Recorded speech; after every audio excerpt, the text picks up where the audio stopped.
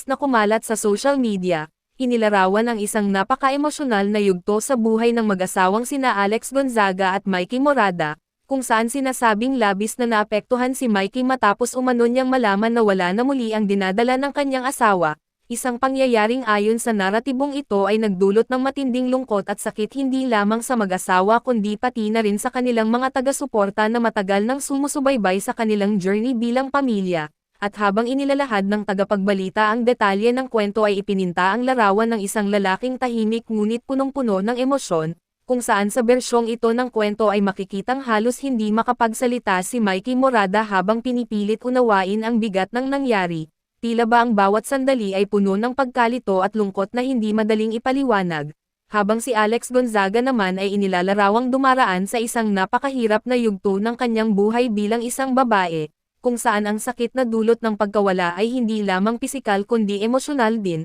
at ayon sa kathang-isip na ulat ay ibinahagi umano ni Mikey ang kanyang nararamdaman sa isang panayam, kung saan inilarawan niya ang mga sandaling tila nawalan sila ng direksyon at ang pakiramdam ng pagkawala ng isang bagay na kanilang pinapangarap at hinihintay, at sa bawat salitang kanyang binitiwan ay ramdam umano ang lalim ng kanyang pagmamahal sa kanyang asawa at ang kanyang kagustuhang maging matatag para sa kanya sa kabila ng sarili niyang pinagdadaanan, habang ang ilang taga-subaybay naman ay nagsabing ang ganitong uri ng karanasan ay isang sensitibong usapin na dapat tretuhin ng may respeto at pag-unawa. At habang kumakalat ang balitang ito ay agad namang bumuhos ang suporta mula sa kanilang mga tagahanga na nagpaabot ng panalangin, pakikiramay, at mensahe ng pag-asa para sa mag-asawa, kung saan ang social media ay napuno ng mga salitang nagbibigay lakas at comfort sa kanila sa gitna ng kanilang pinagdadaanan, at ayon sa mga komentariste sa kathang-isip na balita ay ang ganitong pangyayari ay isang paalala na kahit ang mga kilalang personalidad ay dumaraan din sa mga pagsubok na hindi nakikita ng publiko,